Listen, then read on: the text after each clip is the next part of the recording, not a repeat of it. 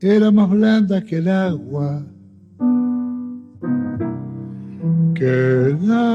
blanda, era más fresca que el río, naranjo en flor, y en esa calle de estío, calle perdida, dejó. Vamos a mencionar su actividad aquí en Zárate. Podemos recordar que fue socio fundador y aparte primer presidente de la comisión provisoria de la agrupación Amigos del Arte, una entidad fundada en agosto, el 11 de agosto de 1945. Y recordemos también que Amigos del Arte se la conoció fundamentalmente como una expresión del teatro, pero también difundía mucho la literatura, artes plásticas y la música también. Y Virgilio estaba perdido en eso, por supuesto. Bueno, obviamente también integró el Jazz Club de Zárate, como ya lo mencionamos. Sí, recordarán muchos aquellas famosas jornadas en la confitería Mimo, donde Virgilio era el director del conjunto y el pianista a la vez.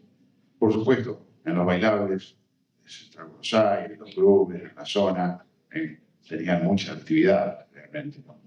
Pero hoy vuelve a actuar en su ciudad natal. Señoras y señores, con ustedes, Virgilio Esposa.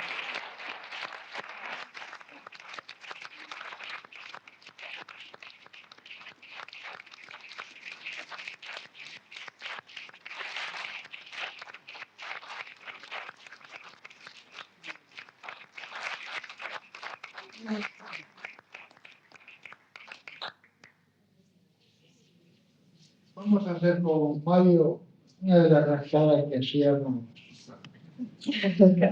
muchas veces en la confitería o nos encontrábamos en la casa de Mario o en mi casa. Claro. Y le gusta tener dos pianos. Esto quiere decir que no había que hacer una división en el piano para poder tocar. Pero vamos a tocar los dos juntos cualquier cosa. Ni nosotros sabemos lo que vamos a tocar. Porque realmente lo que vamos a tocar es una improvisación de cosas, de las cosas que tocamos en una palabra.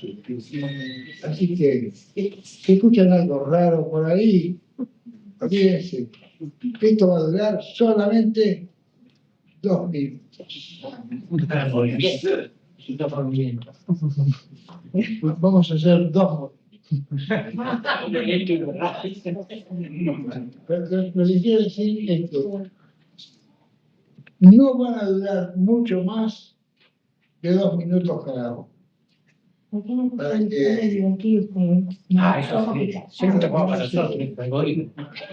Para que no se aburran.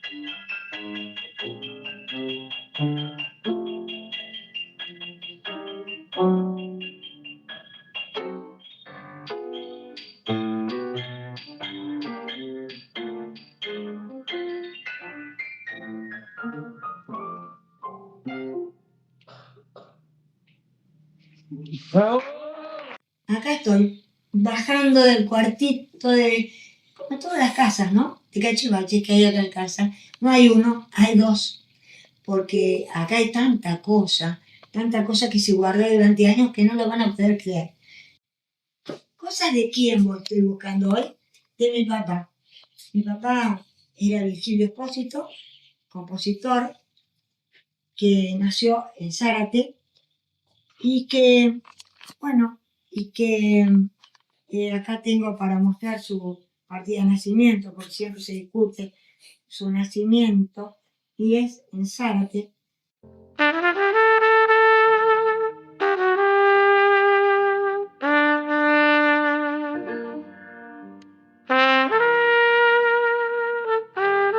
Bueno, nosotros nos llamamos así porque, Homero y Virgilio, porque mi padre era escritor. Entonces, como él era escritor, quería que sus hijos se llamaran como grandes escritores. Así fue como mi padre era expósito de la Casa de Niños Expósitos. En aquel entonces no salían con otro apellido, se ponían ese apellido y bueno, acá estamos los expósitos. Yo era estudiante de piano y cuando tenía 9 años, Homero tenía 15. Entonces, como él cumplió 15 años, le permitieron venir a Buenos Aires solo. Entonces, cuando Homero vino por primera vez a Buenos Aires, me llevó a Zárate un paquete de música así. Se conocen en el tren, viajando juntos, van y vienen en el tren, mientras mi papá iba al liceo, mi mamá iba a la escuela, mi mamá iba a la escuela La Anunciata. Tengo una foto donde hasta la despedida de soltera le hacen las compañeras y Harrods. Y ahí se conocen y se casan muy jóvenes, a los 22 años, aunque no se puede creer. Tiene la cara de niñas que tenían los dos, que son mi papá y mi mamá, saliendo de la iglesia. Siempre recuerda uno la anécdota de los pianistas, Mozart, su primer ejecución pública a los 3, 4 años, pero Virgilio su primer piano lo tuvo bastante más grande. Sí, él empezó a estudiar piano, dijo que quería estudiar piano cuando tenía 4 años, empezó de chiquito a estudiar piano en el Conservatorio Williams, pero realmente le compraron el piano cuando tenía 7 años recién, un piano, que después, cuando egresó del Conservatorio Williams, ya le regalaron un piano mejor, un piano Breyer, que le compró la abuela, que todavía tenemos hasta la boleta de compra del piano, porque fue una gran compra para ellos, que económicamente todavía no estaba muy bien, pero que bueno, papá por haberse recibido de profesor de piano a los 14 años, ellos le regalaron un piano.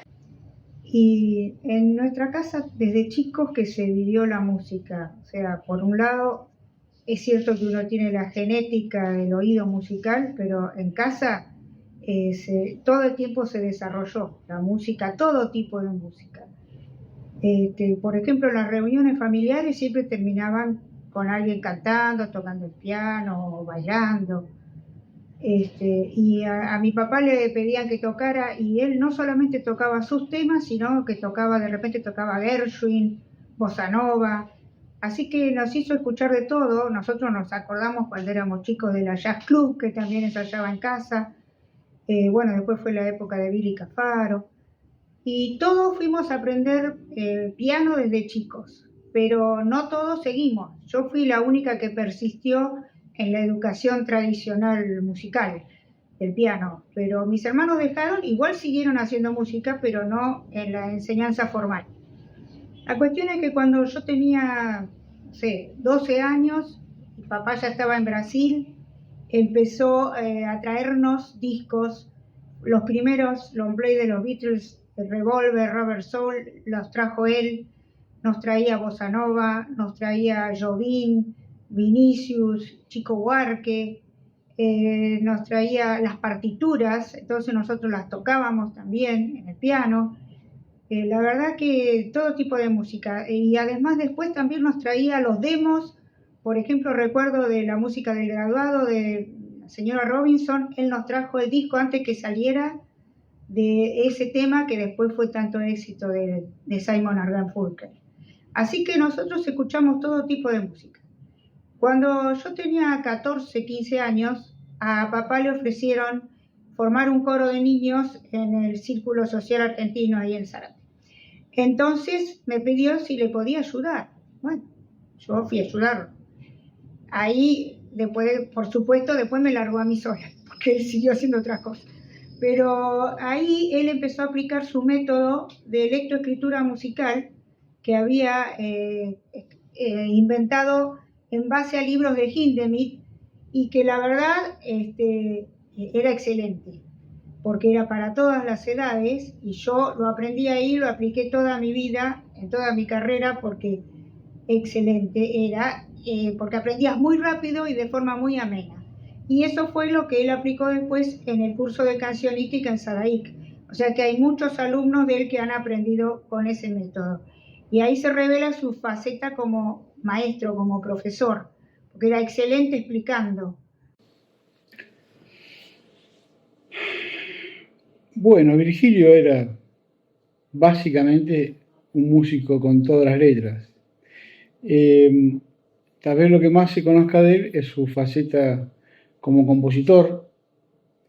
Sabemos, y creo que ha quedado demostrado a lo largo de todo el material que hay en este documental, en este film, que él tocó de todo y que compuso de todo. Pero si yo tengo que destacar algo, que es lo que a mí siempre me deslumbró, es básicamente el Virgilio músico, ¿no? El pianista, un pianista excepcional, y un arreglador realmente increíble. Si algo quiero destacar es esa faceta de arreglador. Mónica dice que nuestra casa era una casa muy ruidosa y muy silenciosa, que de repente había mucha música y mucho ruido, y de repente había muchos silencios. Esos silencios eran los silencios creativos de papá.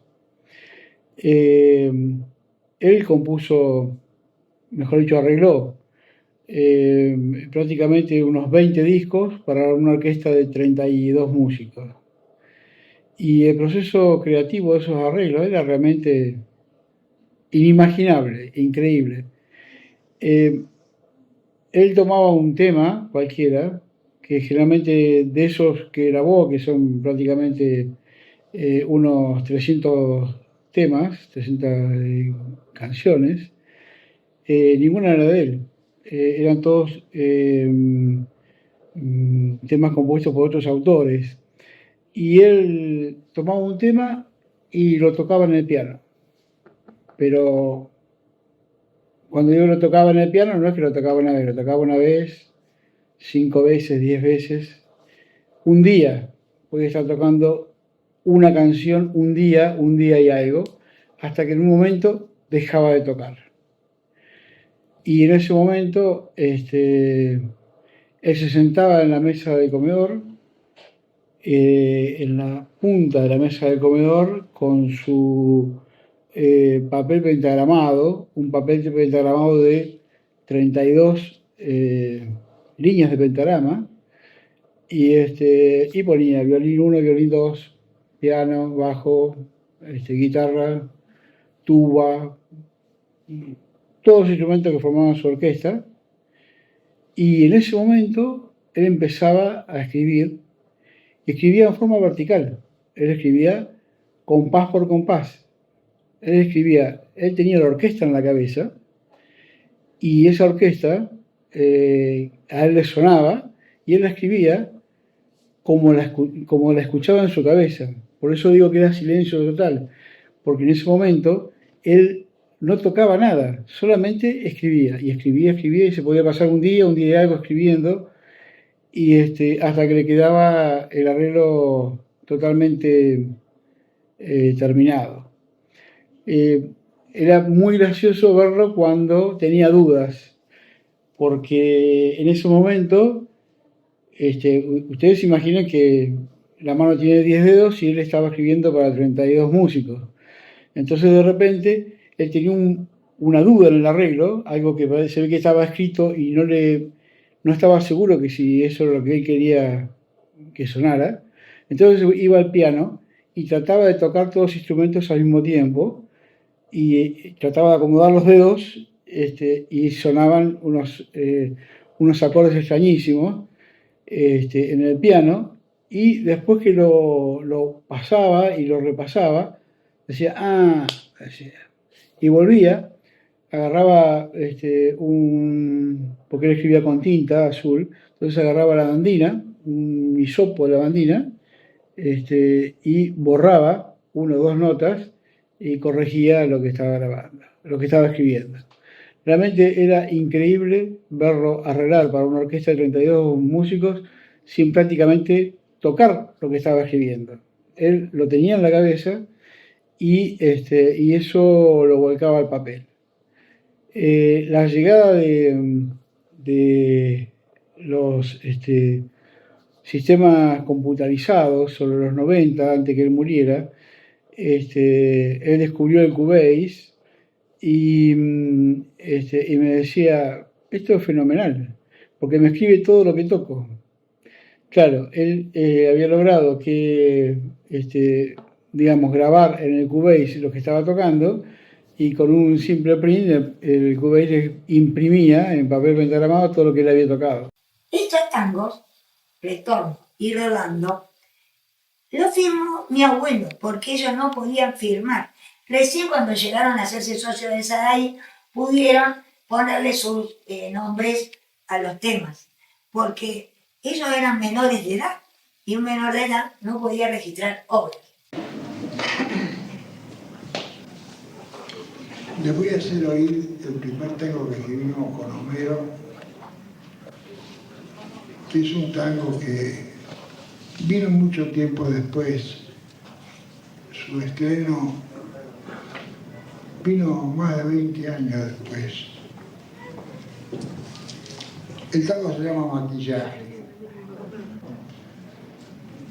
Y lamentable, pero algunas grabaciones se han comido el argumento fundamental del Maquillaje,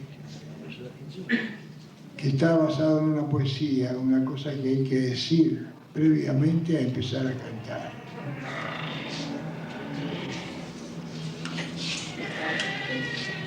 Digo lamentable porque esta poesía explica en 4 versos todo lo que pasa en maquillaje.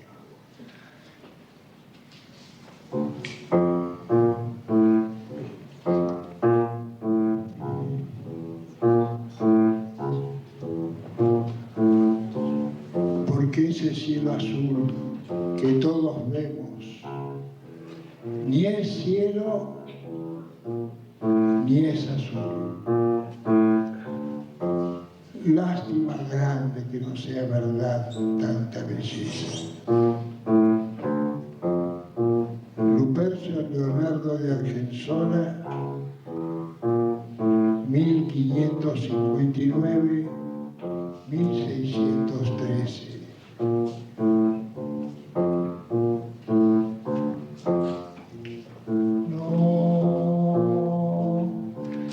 Ni el cielo ni es azul, ni es cierto tu candor, ni al fin tu juventud. Tú compras el carmín y el pote de rumor que tiemblan tus mejillas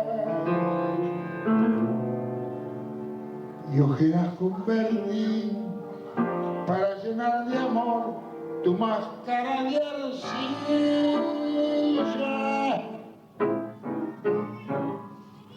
Tú, que tímida y fatal,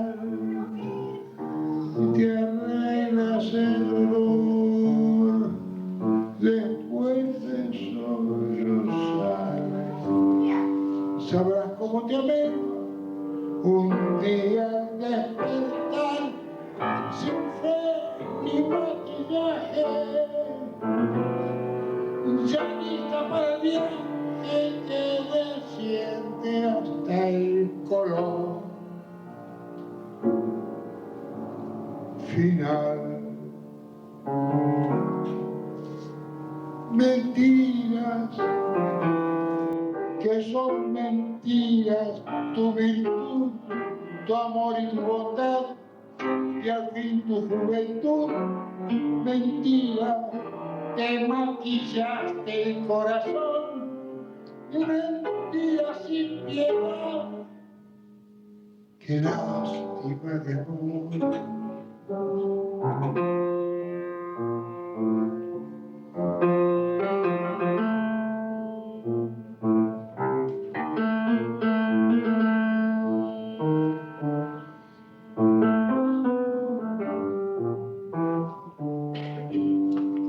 Tú compras el carmín y el pote de rubor que tiembla en tus mejillas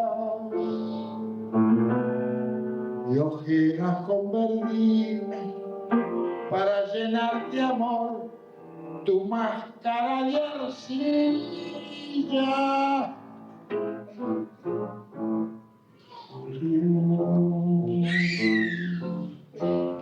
Qué tímida y fatal, te arreglas el dolor después de sollozar. Sabrás cómo te amé un día al despertar, sin fe ni maquillaje, salida para el viaje que desciende hasta el color final.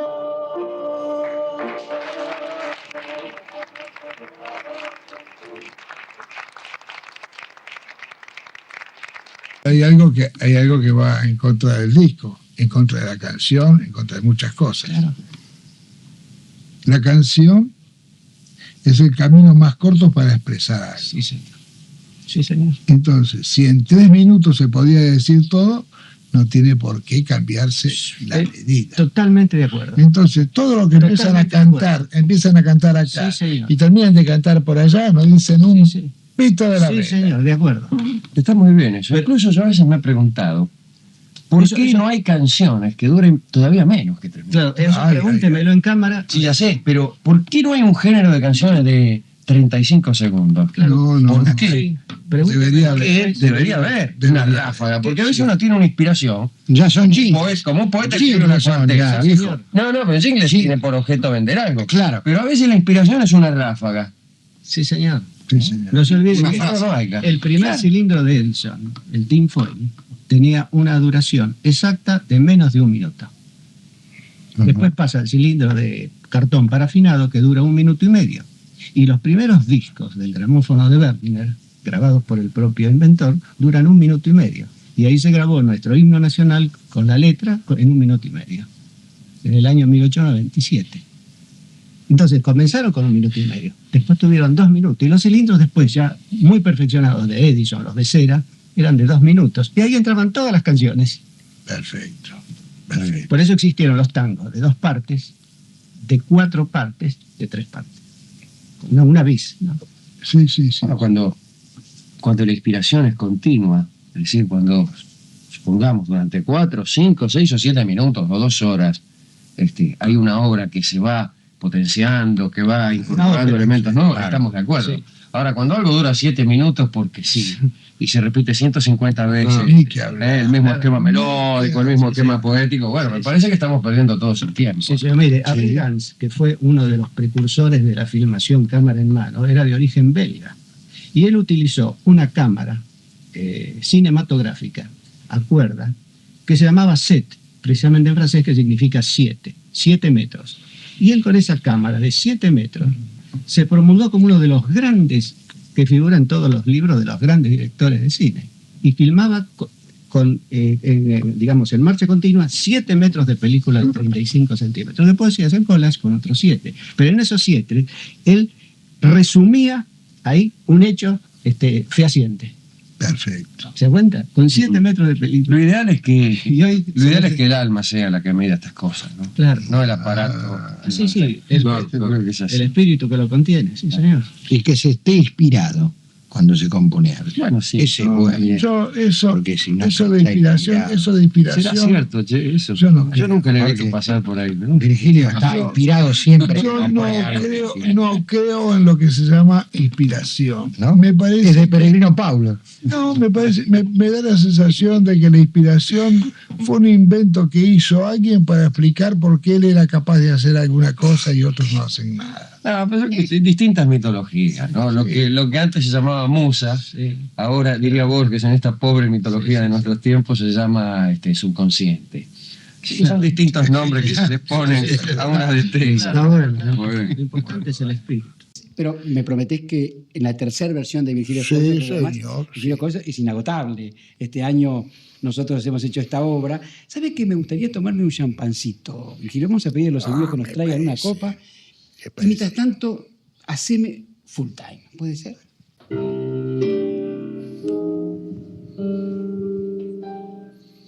Tu dulzura me despierta con un beso. Tiro al aire 10 palabras, caen en verso. Y me florece alguna idea de locura que hace nueva cada día la aventura. Un momento tan efímero del tiempo que intentamos estirar cada mañana y que esfuma haciendo dura la ternura. El reloj queda la lucha cotidiana. Después, otra vez, la calle, la gente, la guita y la mufa que está en el ambiente. Después, otra vez, servir al gerente, servir al producto, servir al cliente.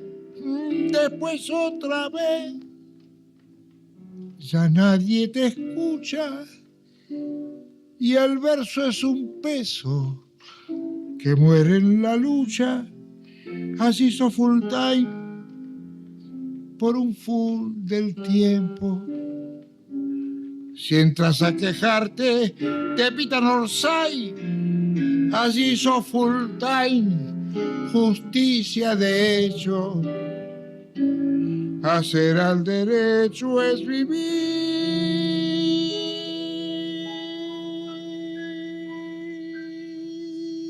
vivir al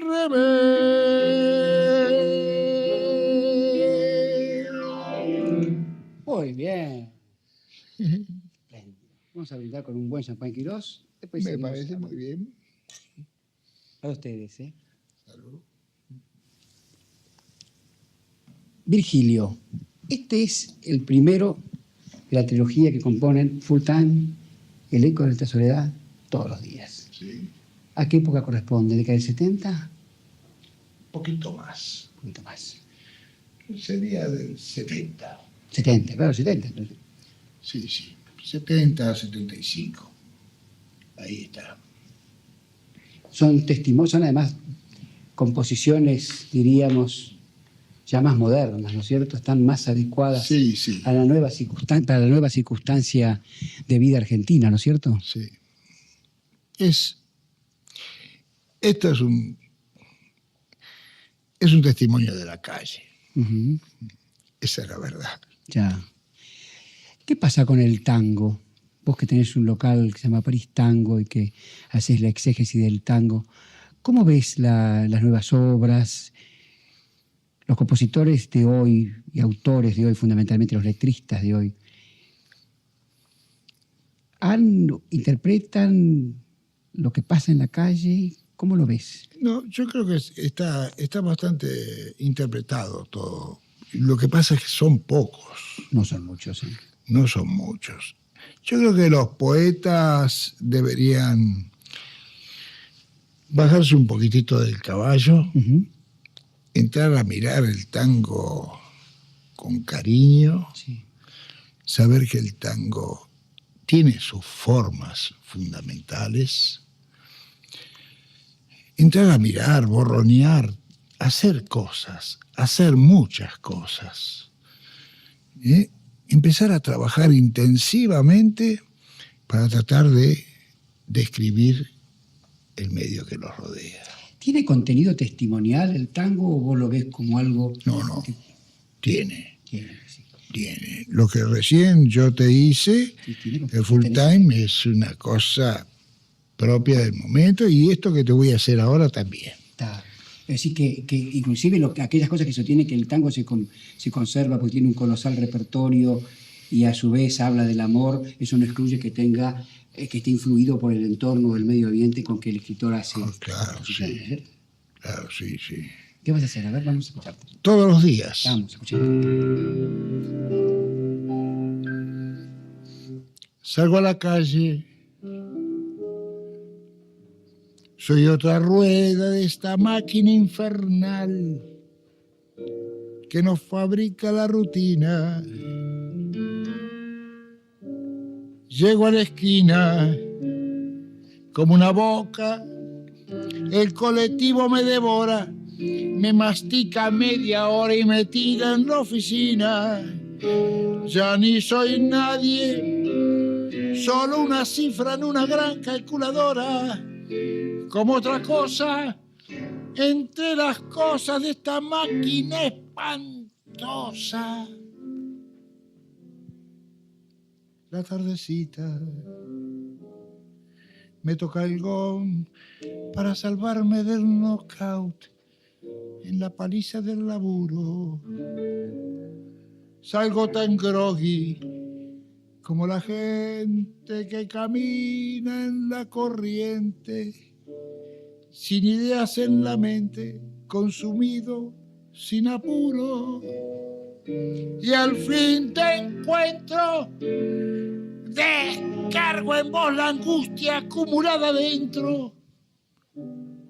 Todos los días discutimos, nos unimos, nos comprendemos de hacer lo mismo. La vida pasa, pasan los días sin cambiar en nada el ritmo. Solo el silencio de un compás con la esperanza que por lo menos salga el sol este domingo.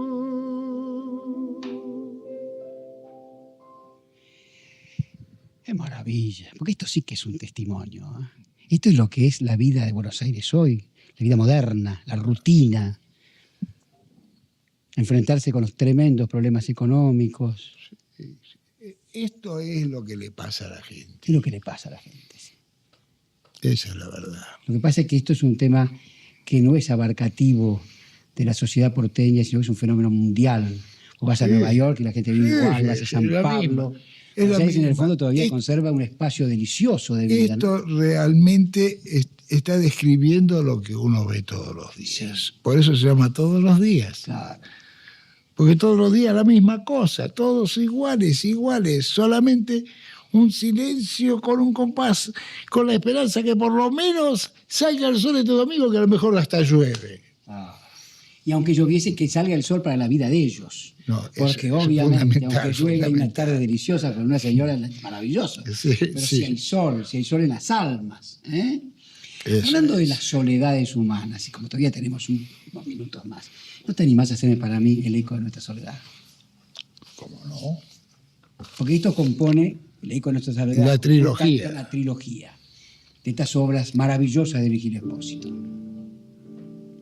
El despertador suena el fin del sueño y el comienzo de la acción.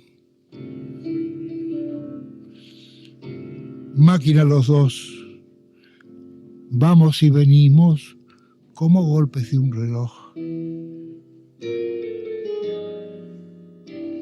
Nada a conversar, entra en la rutina un café para alternar. Es un día más que nos preparamos para ir a trabajar. Salimos sin un beso, dos caminos, y en la casa flota un eco hueco. Es nuestra soledad que espera vuelva nuestra soledad. Es la noche ya, hora de volver para la casa una vez más. Algo hay que comprar, ya que no almorzamos, una cena a preparar. No hay conversación mientras cocinas, verbo en la televisión. Luego de cenar, llega al fin la hora de volvernos a acostar. Dormimos sin un beso, dos caminos, y en la cama flota un eco hueco. Es nuestra soledad que espera el fin de nuestra soledad.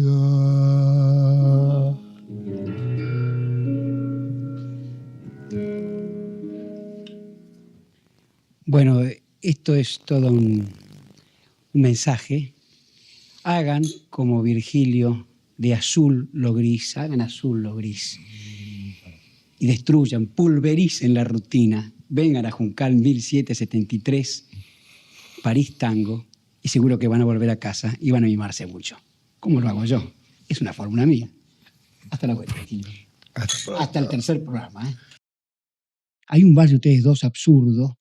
Quiero que me cuentes la historia, cómo lo escribieron, cómo fue, cómo lo hicieron. Bueno, absurdo fue un valsecito que preparamos hace hacía bastante tiempo ya que lo teníamos preparado.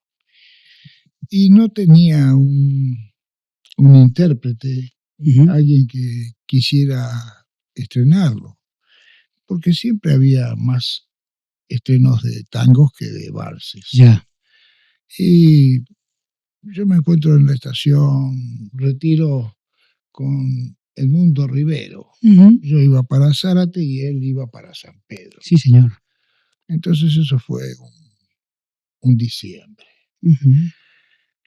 Entonces le digo, si después cuando arranca el tren podemos pasar a un compartimento que yo ya me lo reservo y ahí le voy a pasar alguna cosita. Bien. Bueno, con mucho gusto.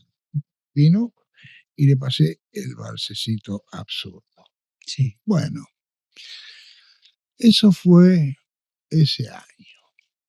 Hasta Zárate logramos que él lo cantara todo, supiera perfectamente cómo iba toda la melodía y cómo iban todos los acordes que había que hacer.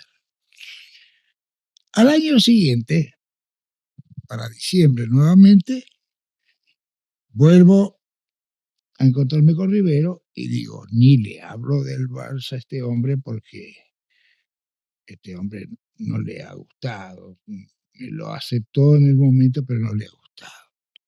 Entonces lo saludo y voy a seguir. Me dice, Espósito, ahora en cuanto arranca el tren, al compartimento que yo le quiero mostrar algo. Bueno, me quería mostrar el vals. ¿Cómo lo había hecho? ¿Cómo lo había logrado? Era una barbaridad lo que había hecho este hombre. Sí. Un año trabajando una obra sin estrenarla. Yo me quería morir. No estaba acostumbrado a esto. Seguro. Bueno, y me lo pasó y me dice, ¿qué le parece? Pues una barbaridad, le digo, yo está muy bien logrado todo.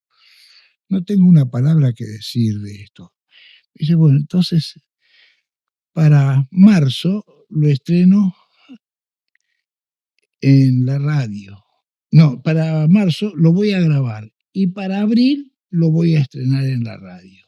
Ya. Pero fíjate vos, ¿cuánto tiempo me llevó que este vals apareciera en público? Qué meticuloso además Rivero, ¿eh? Era muy cuidadoso del repertorio, Leonel. Bueno, él lo hizo solo, 35 años, porque nadie lo podía hacer. Después de lo que él hizo, nadie podía meterse con este vals. Sí. Así que fíjate lo que es. Además, quizás si es del año 40, corresponde a toda la etapa en que inclusive Héctor Stamponi hacía valses. Sí. Era una cosa rara hacer valses en ese entonces, ¿no? Había más tangos y milongas, ¿no? Sí, pero el valsecito fue un género que nunca quisimos dejar de hacer. Ya. Porque nos pareció que el vals criollo, del tipo del vals, este es porteño, pero también hay criollos. Seguro. ¿Cierto? Es decir, criollos cuando habla de las cosas del gaucho y ¿no? Y porteño cuando habla de un señor que vive en la capital. Sí, señor. Y ese valsecito porteño seguramente, que además tiene toda una reminiscencia a la vejez, hay algunas citas a la vejez, le va a traer muchos recuerdos a muchos televidentes. Llámenos por teléfono, dejen los mensajes a Virgilio y pídele a Virgilio este vals, que lo toque ahora mismo, por favor. Bueno.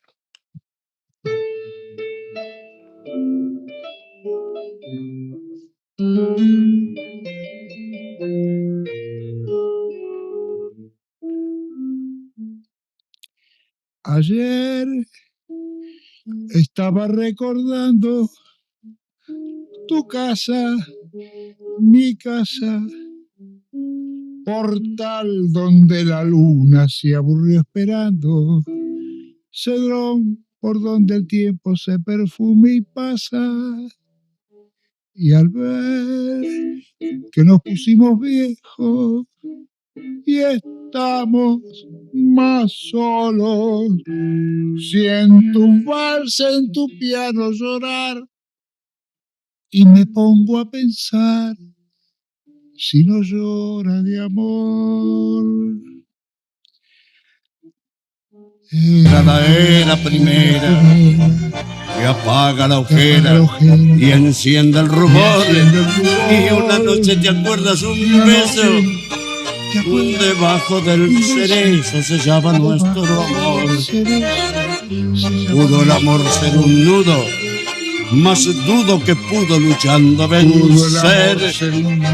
Una casa era pobre, otra rica. Hey. Una casa era pobre, otra rica. Fácilmente se explica que no pudo ser así. Por el recuerdo lloro tu casa, mi casa, tu amor que está marchito en un estuche de oro. Mi amor que al fin de darse se quedó sin brasas. Y al ver que nos pusimos viejos y todo fue en vano, siento un vals en tu piano llorar y me pongo a pensar si no llora de amor. Era la era primera que apaga la ojera y enciendo el rubor. Y una noche, ¿te acuerdas? Un beso debajo del cerezo se llama nuestro amor. Pudo el amor ser un nudo, más dudo que pudo luchando vencer. Una casa era pobre, otra rica, fácilmente se explica que no pudo ser. Una casa era pobre, otra rica, fácilmente se explica que no pudo ser. Qué tema, ¿eh? Qué lindo ese, ¿eh? Sí, bonito. Una casa de pobre, otra rica. Por eso se explica que no pudo ser, ¿no? Esos grandes abismos que se plantean a veces entre los seres humanos por los temas materiales, ¿no? Sí, cosas de pueblo también. Cosas de pueblo, ¿no? Sí, sí. ¿Es una pintura del pueblo, de cosas del pueblo de Zárate esto? Sí, sí, seguro que sí. De situaciones de vida. Situaciones de vida, sí, sí. Ujú. Sí, casi seguro. Y en el ámbito pueblerino eso se acentuaba más, ¿no? Sí, en el ámbito pueblerino esto era bastante fundamental. Claro. Era muy difícil que un muchacho de una familia modesta pueda pasar los umbrales de ciertas casas. Sí, señor. Ese primer piano, o sea, ese que tenemos acá, mejor dicho. Sí, este mismo piano. Este mismo piano. Obviamente, las primeras composiciones de Virgilio estuvieron ahí. Todas las composiciones que hicieron los dos hermanos fueron hechas con este piano. Las que hicieron los dos hermanos. Porque después mi papá fue comprando otros pianos y hizo composiciones propias.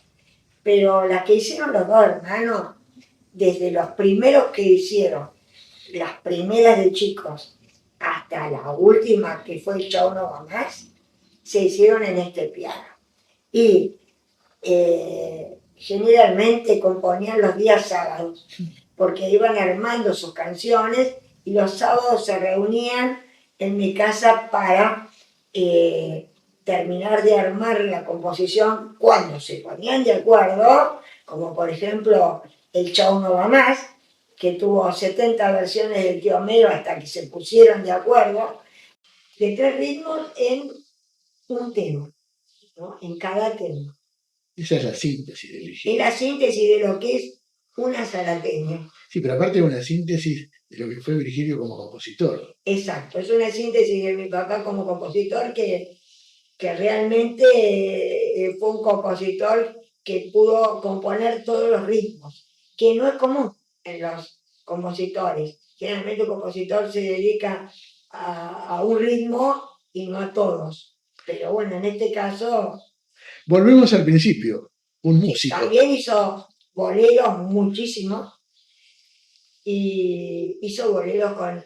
Claro, porque muchos de los temas los hizo con el Tío Homero, pero muchos hizo con otros autores. Por ejemplo, con Eladia Blasquez hizo 2 temas, hizo temas con Saúl Cosentino, no sé, voy encontrando cosas que ni sabía que existían. A tu casa en Zárate fueron muchos extranjeros. Sí, sí, fueron muchos. ¿Qué buscaban en tu casa? Nada, me iban a ver a mí, iban a conocerme, iban con el editor, que era Barbará. Juan Carlos Barbará era el editor en ese entonces. Entonces venían a ver dónde era la fábrica de las canciones. Venían a conocer mi piano, a conocerme a mí, qué sé yo. Venían a casa. Y la pasábamos bien. Cuando se dice o cuando se comenta que los Expósitos son un poco la vidriera o la ventana que dejó descubrir lo que hay en Zárate, el talento de la gente que hay en Zárate, ¿qué sentís? Porque es cierto, eso es cierto, no lo puedes negar. No, pero sabemos que sos modesto, pero yo te pregunto... Yo lo que te quiero decir es que no pienso que seamos nosotros exclusivamente los motores o quienes... Nosotros hemos entrado en una máquina que ni nos dimos cuenta. Hay que pensar que una vez le ofrecieron a mi papá una orquesta para trabajar los días jueves de moda. Entonces mi papá tomó la orquesta. ¿Quién vino en la orquesta? Adentro de la orquesta, ¿quién vino? Vino Cristóbal Herreros, Enrique Mayo Franchini, Héctor Stamponi, por ejemplo, te digo, Juan Heller, Armando Putudero.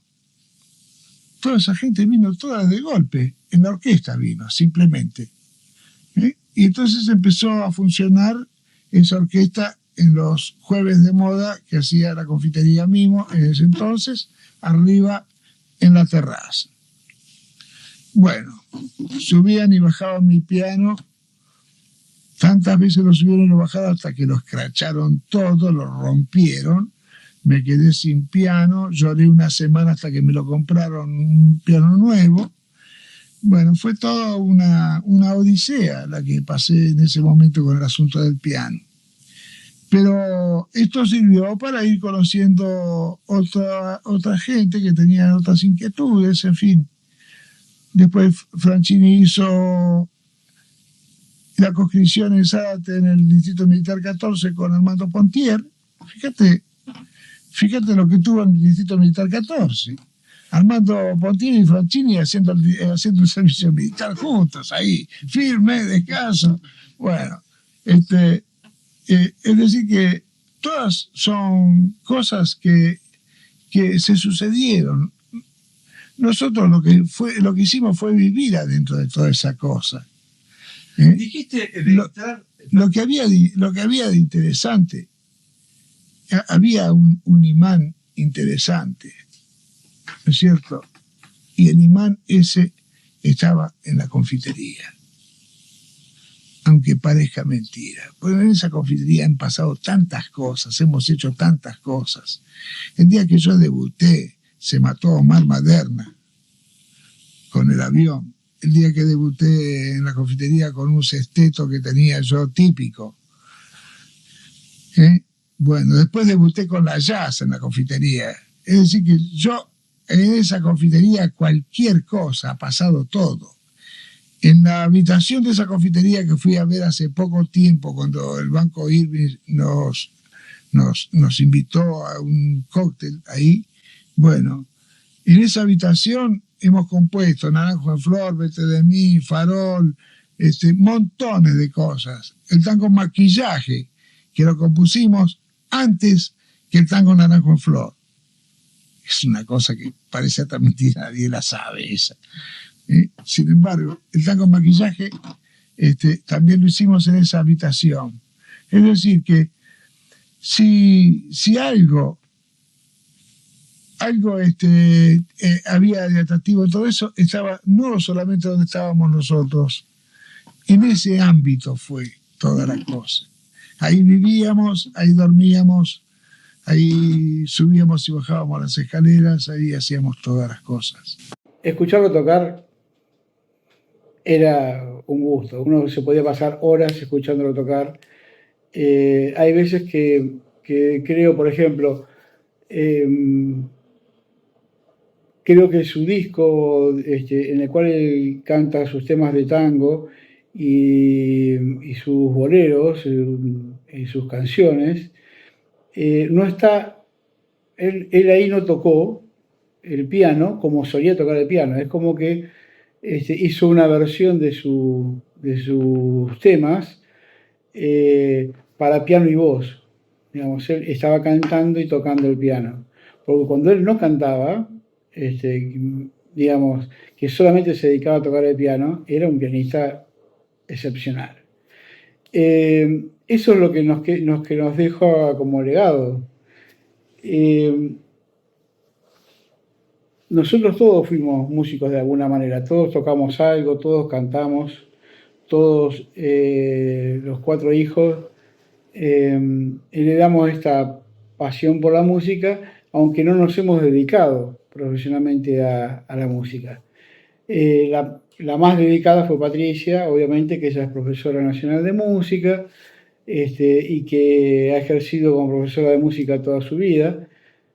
Y tal vez un poco después yo, que he hecho un poco de música también, tuve una época bastante prolífica en el secundario, con bandas de rock, Amanecer, allá en Zárate.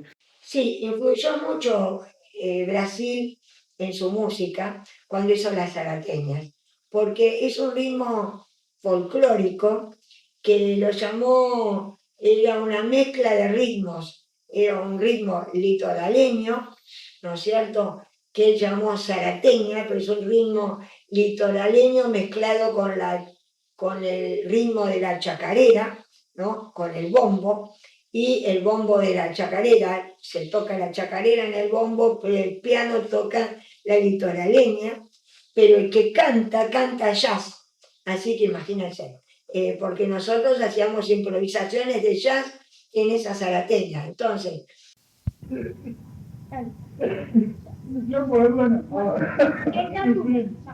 Colectivos de vigilancia, de calura está llegando montaña, como la de ilusión.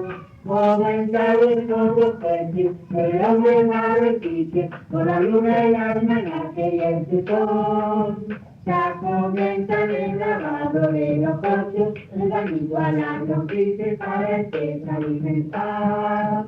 Y jamás podrás saberse la verdad de la cuestión si el anzuelo fue inventado por el hombre o el pecado. La mentira puede ser un pecado para cantar.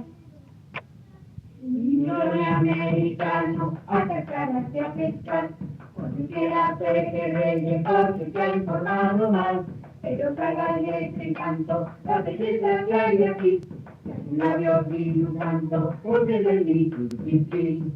La la la la la la la la la la la.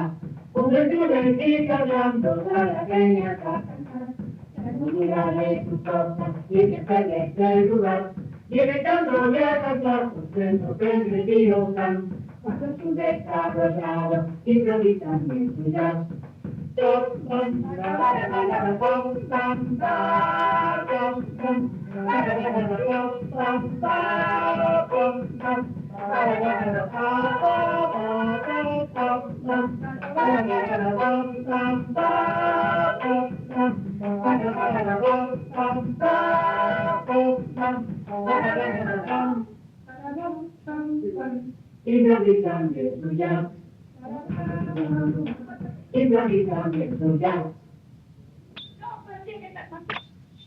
Vengo de la isla Los Pinores, con mi carga de colores, en manzanas deliciosas de sabores, y también dulzuras azucenas, amaguanas de ternuras, en los besos de la pura ciencia recta.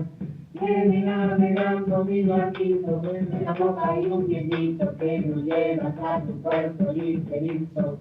Y también la luna primavera, por la compleja acelera, por llegar hasta la madera en mi entera. En el fondo de mi amor,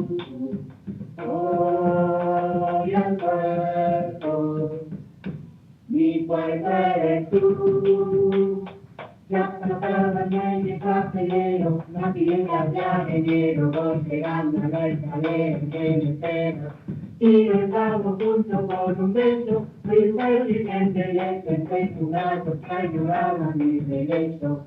Y lo estamos juntos con un beso, fui felizmente le senté su brazo. Ya lloraba mi regreso. Hay un sol en otro, encendiendo el amor, floreciendo el amor, en mi color de nuestra verdad, de un sueño verdad, porque magia y verdad nuestro amor. Porque magia y verdad nuestro amor.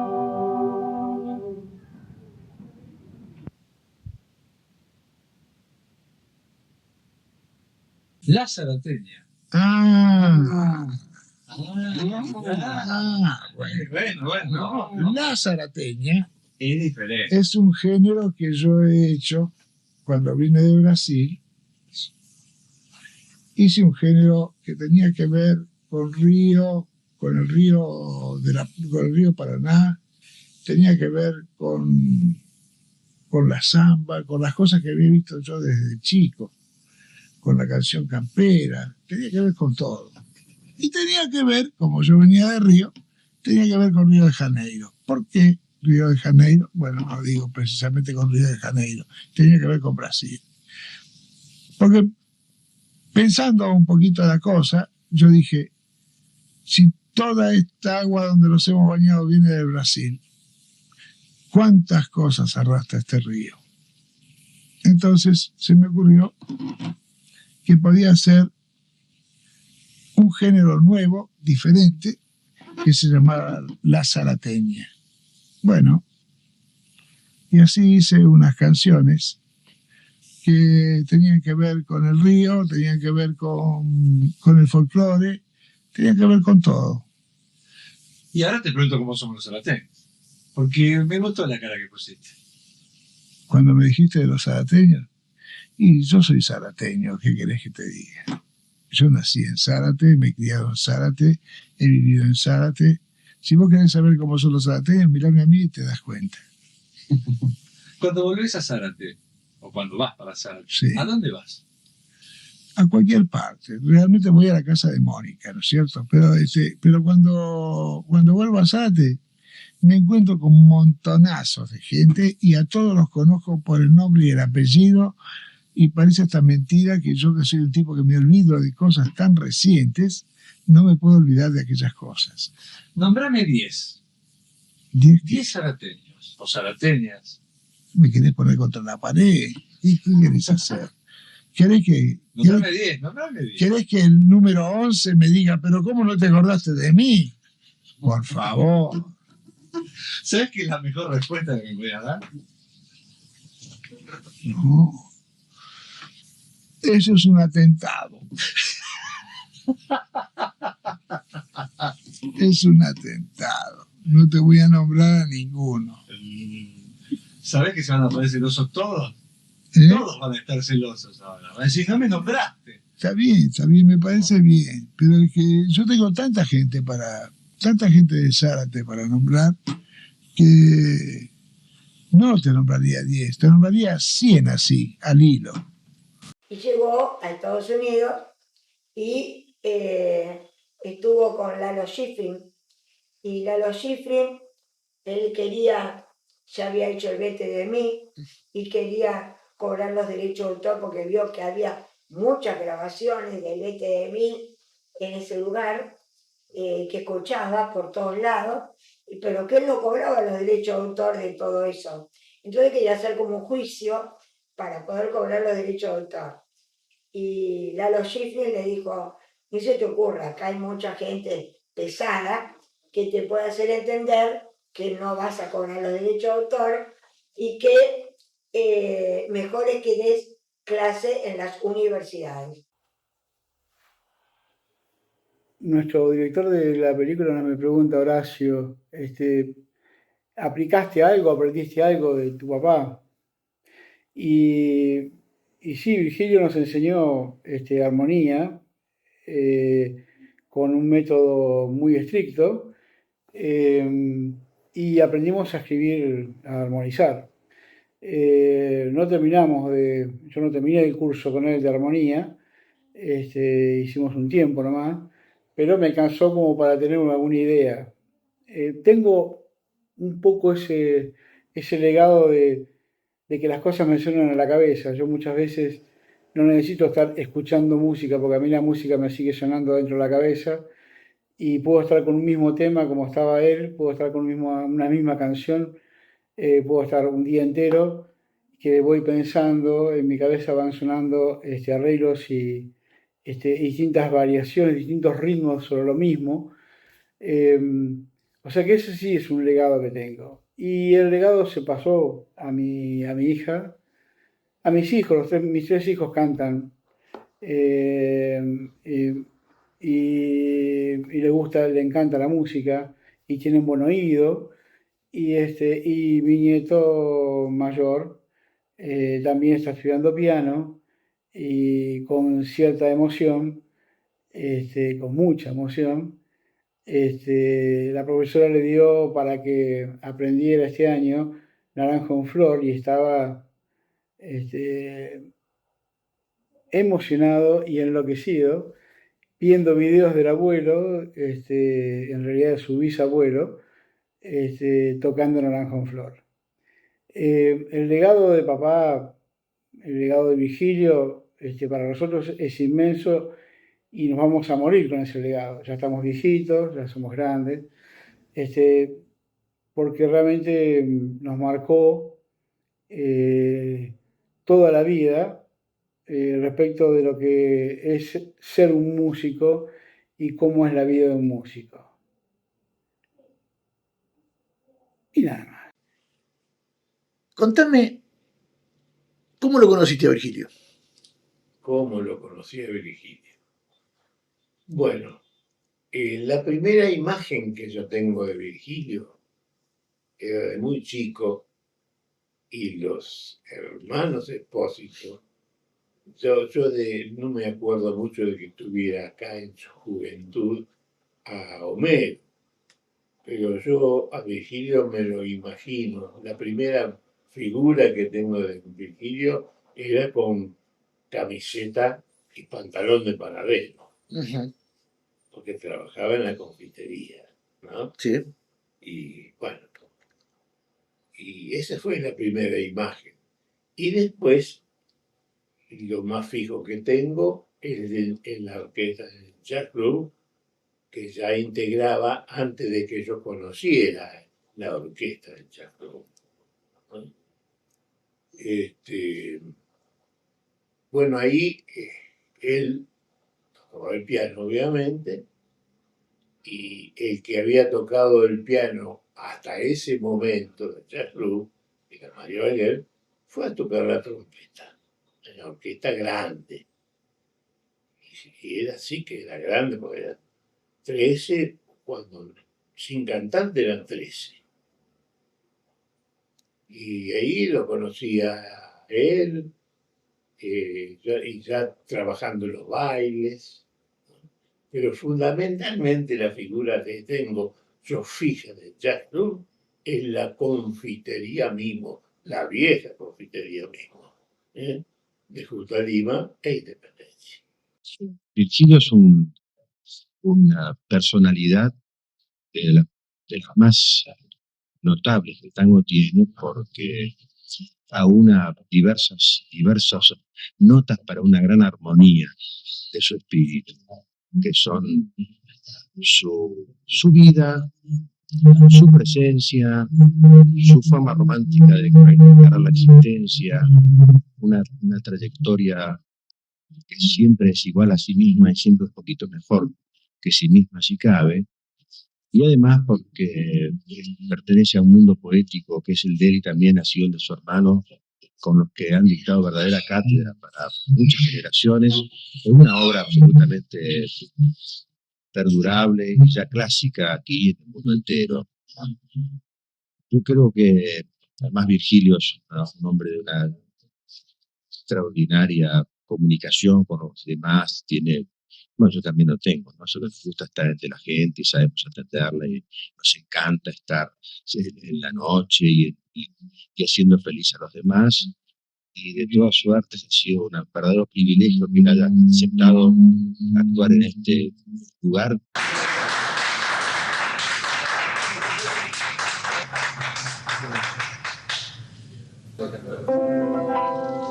Esto lo compusimos con Homero hace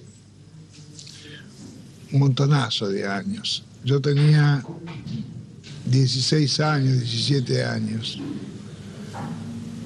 Esta es una de las cosas que compuse, entre las primeras 300 cosas que compuse.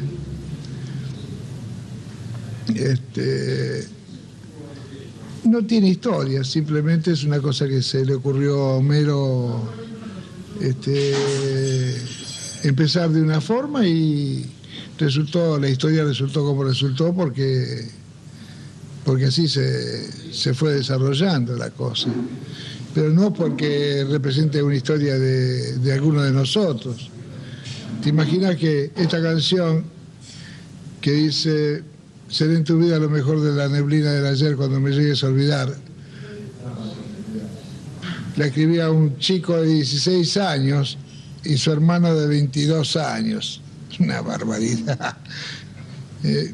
Haber dicho semejantes cosas a esa edad. Pero lo que pasa es que no sé, nosotros hacíamos canciones porque pensábamos que teníamos que decir cosas en las canciones y hacer canciones. Pero no es porque representaban realmente lo que habíamos vivido, ni nada por el estilo.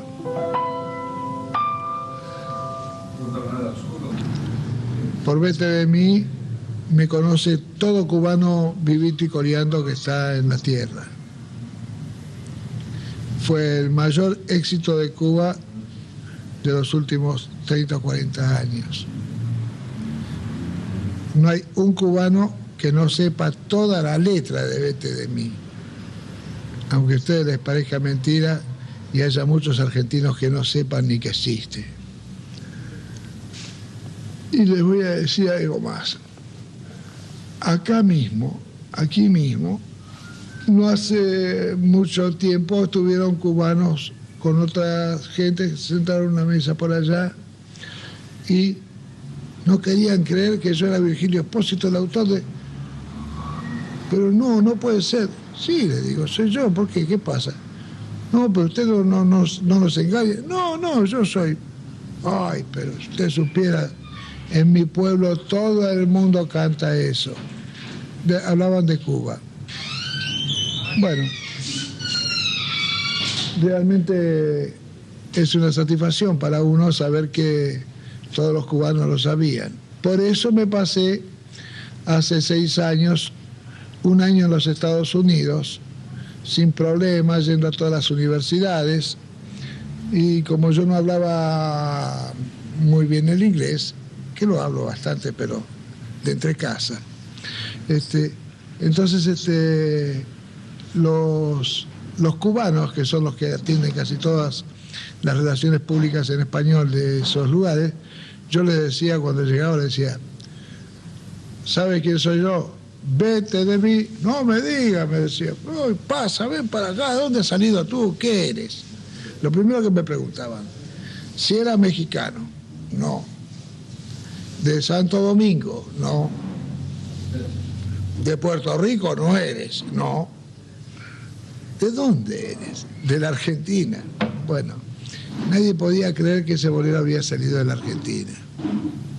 La verdad es que me dio muchas satisfacciones el bolero Vete de mí, en un lugar tan lejano de acá, de mi país. He podido vivir un año, pero muy bien, sin ningún tipo de problema, gracias a ese bolerito. ¿Por qué no lo podía creer? ¿No creen en el talento argentino? ¿Quién? Yo soy el que no lo puede creer. Ah, Yo soy el que no lo puede creer. Porque ese bolero que tiene tantas grabaciones en los Estados Unidos que se venden, que todos los días le dan de comer a un capital que está explotando el bolero, a mí no me ha dado un peso de derecho de autor. Entonces, ¿cómo no voy a valorar que por lo menos los americanos me dieron la oportunidad de trabajar en las universidades, que ahí fue donde estuve trabajando? Cuando yo voy a Sadaí acá y protesto y digo que quiero cobrar los derechos, me dicen, no, ya estamos en el camino. Ahora hemos nombrado a Palito Ortega para que sea representante. Pero yo sé perfectamente que nadie va a cobrar esos derechos. Cuando esos derechos sean girados para aquí, ojalá le toque a la Mónica, a mis hijos le toque, ojalá.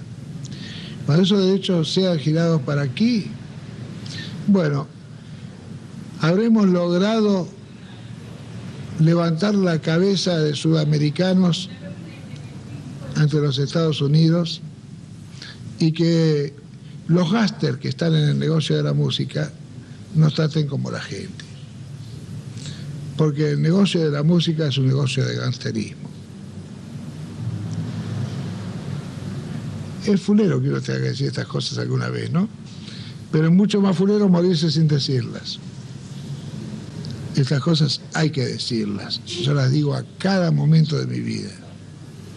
Y se las digo a todos para que todos sepan que yo no cobro un peso de derecho por todas esas ventas millonarias de discos que se hacen en los Estados Unidos sobre ese bolero. Ni yo ni Homero, lógicamente. Bueno, mira, de repente un tango transformado a bolero como Pecado, Sí, fue un éxito internacional. exacto. Carlitos Bar, Prohibido. Prohibido. El último café se transformó en bolero Sí. popular. En fin, son cosas. La música está llena de cosas. Gracias a eso nosotros podemos hacer cualquier cosa. Sin duda. Eso es fundamental. Entonces, ya que estamos en los boleros, porque después vamos a ir a la trilogía de obras de Virgilio, vamos a ir en esta noche tan especial de recuerdo, esta segunda convocatoria a Virgilio, que no será la última, obviamente.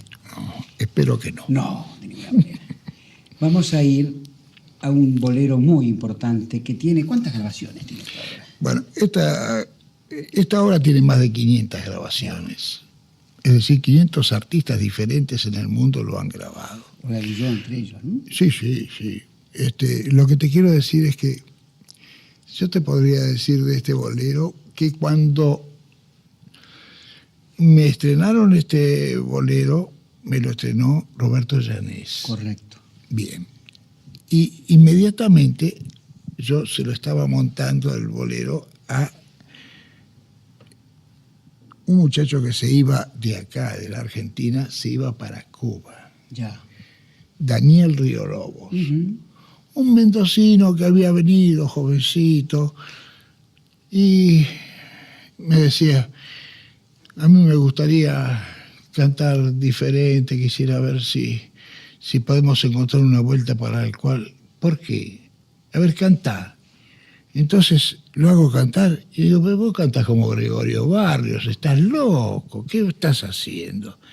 Dice, bueno, porque uno no tiene personalidad, no sabe, pero ¿cómo no vas a tener personalidad?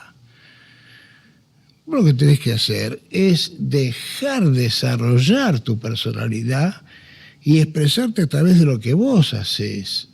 Entonces, yo sí te puedo poner en una onda, le digo, pero es la única onda que te puedo dar. ¿Cómo debe ser la cosa? Es decir, que ya no es tan cantado como antes, en fin, una serie de cosas que yo le dije en ese momento. Entonces él montó el Vete de mí y otras cosas mías y se fue. Se fue para Cuba. Cuando llegó a Cuba, se encontró con que el mozo de la UAT de enfrente del hotel donde él paraba cantaba maravillosamente porque no cantaba nada, lo decía todo y lo entonaba. Es decir, que los cubanos ya estaban en esa onda. Seguro, el feeling. El feeling. Bueno, entonces, cuando él empezó con el Vete de mí, enseguida me escribió una carta. Me dice, mira, yo no sé qué pasa con este bolero tuyo. Dice, pero te puedo decir que lo tengo que hacer 4 y hasta 5 veces en una noche en donde estoy trabajando y me parece una barbaridad la sensación que tienen los cubanos, cómo me piden este bolero, que por favor haga ese bolero porque es una locura eso. Bien. Y yo ni me daba cuenta ni nada por el estilo. Claro, si esto no era un bolero. Esto no era un bolero. Esta era una canción que habíamos hecho con Homero que no tenía el objeto de ser un bolero, menos un bolero de la trascendencia que fue, Sí. bien, y menos ser el avance, el pivot por donde iban a cambiar todos los boleros de Cuba. Ah, Esta era una canción que tenía 2 partes más o menos iguales y no tenía el puentecito que tenían los boleros. el estribillo. Eso Ah, es. puente. Esa que decía...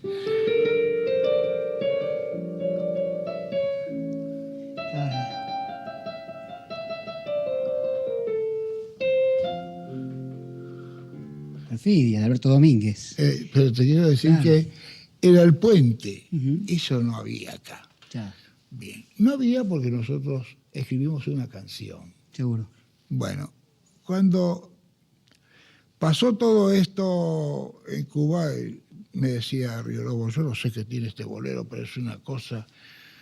Y yo decía, hablan de esto como si fuera un bolero, y le decía, Homero, y esto es una canción. Bueno, pues fue el primer bolero que hubo diferente a los otros. Y esto motivó que los cubanos y que los mexicanos después escribieran los boleros A esa medida. con estas diferencias. Bueno. ¿Buenos derechos de autor les devengó esto? Sí, sí. Recibo derechos de autor de Estados Unidos, de Cuba. Cuando se recibía de Cuba, se recibía un montonazo. Claro. Y de México y de todas partes. Segunda pregunta, después de ir a la parte crematística, que en realidad cuando estamos haciendo... Lo que pasa es que es importante que sepan que la Sociedad de Autores recauda derechos internacionales, es decir, de sus propios artistas y sus afiliados, derechos que se interprete, obras que se interpretan en el exterior, obviamente.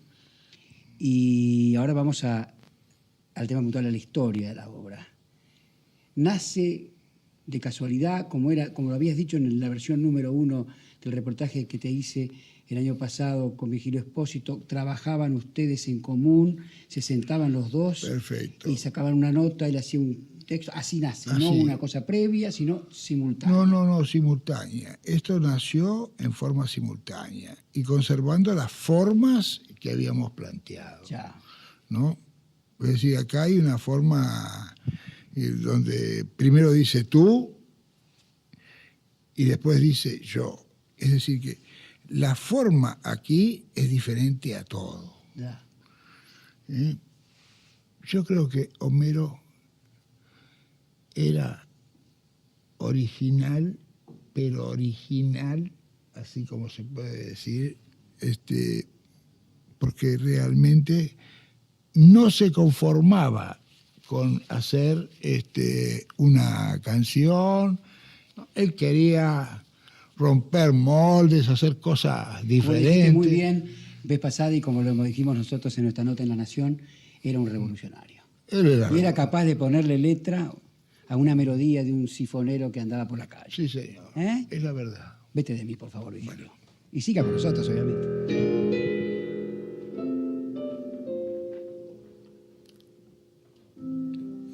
Tú, que llenas todo de alegría y juventud, y ves fantasmas en la luna de trasluz.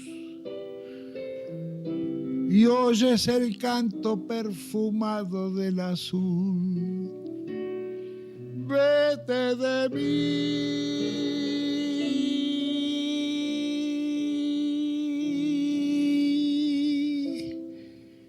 No te detengas a mirar las ramas viejas del rosal que se marchitan sin dar flor. Mira el paisaje del amor, que es la razón para soñar y amar.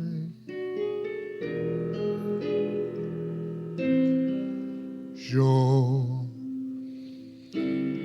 que ya he luchado contra toda la maldad, tengo las manos tan deshechas de apretar que ni te puedo sujetar. Vete de mí.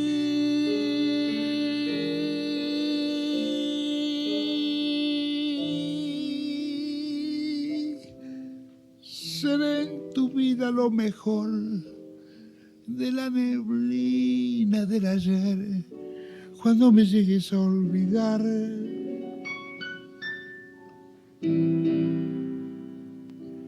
¿Cómo es mejor el verso aquel que no podemos recordar?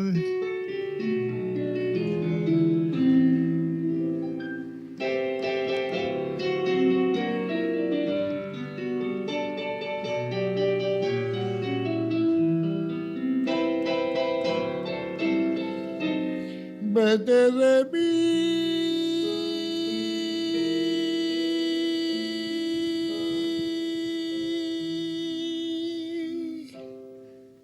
Seré en tu vida lo mejor de la neblina del ayer, cuando me llegues a olvidar. ¿Cómo es mejor el verso aquel que no podemos recordar?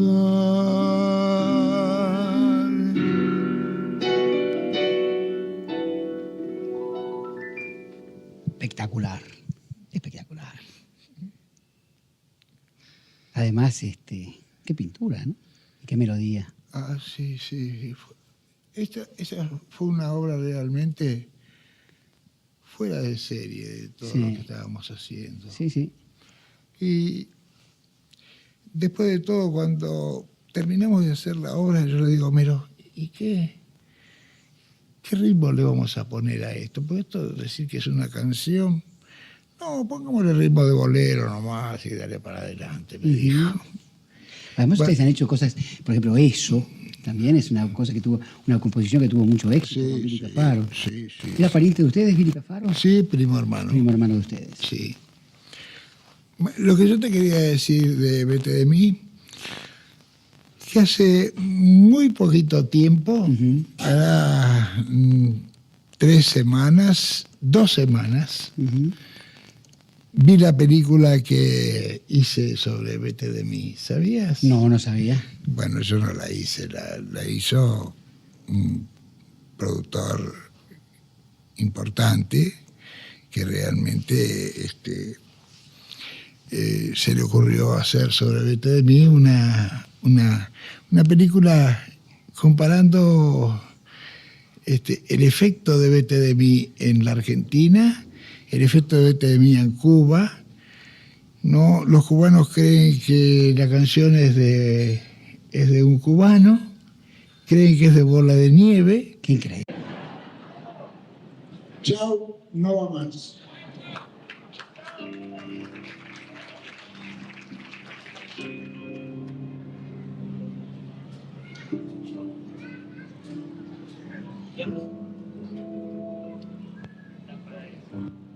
Chao, no va más. Es la ley de la vida de venir. Chao, no va más. Ya gastamos las balas y el fusil. Te enseñé cómo tiembla la piel cuando nace el amor y otra vez lo hago en ti. Pero nadie vivió sin matar, sin cortar una flor, perfumarse enseguida. Vivir es cambiar, daré paso al progreso que es fatal. Chao, no va más, simplemente la vida seguirá.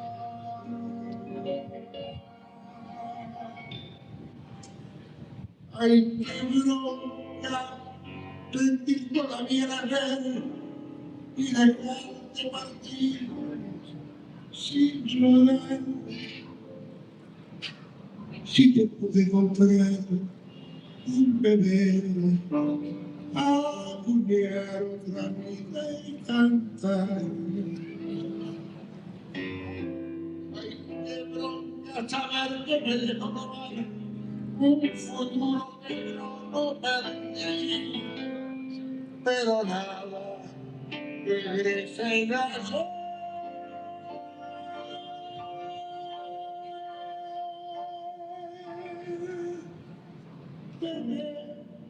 Que seguir.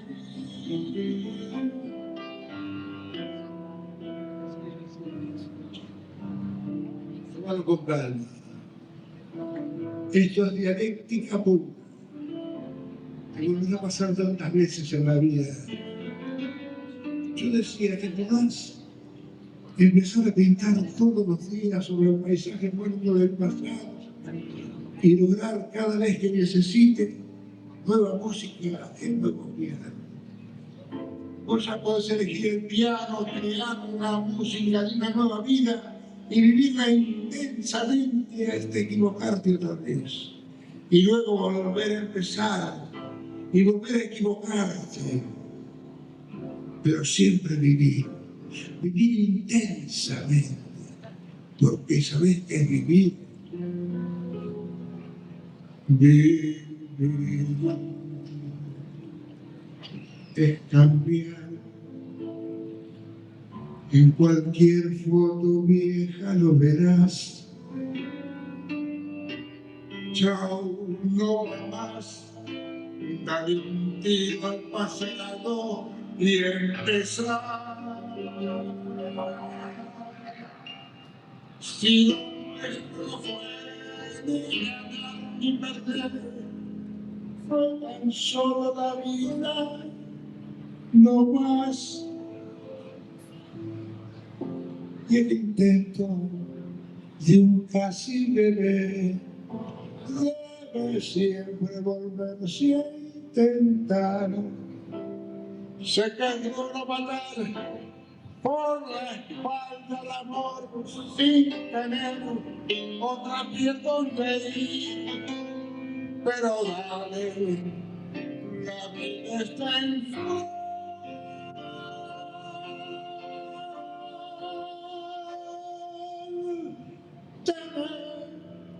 Que seguir.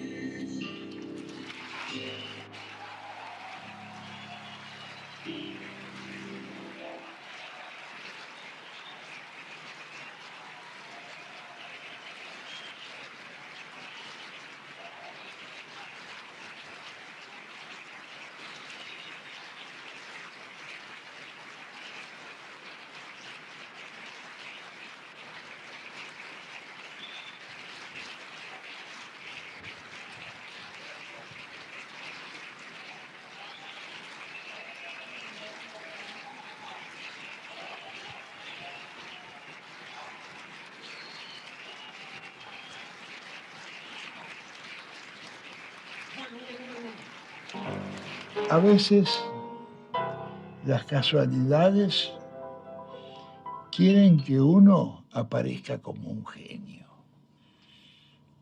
La verdad es que da un poco de risa esto. Cuando las cosas son así, da risa. y reconocerlo es honestidad. Esa es la verdad. Pam. Pom, pom, pom, pom, pom, pom, pom, pom, pom, pom, pom. Pom, pom, pom, pom, pom, pom, pom, pom, pom, pom, pom, pom. Pim, pi, pi, pi, pa, pa, pa, pa, pa, pa, pa, pom. Pi, pi, pi, pi. ¿Te gusta?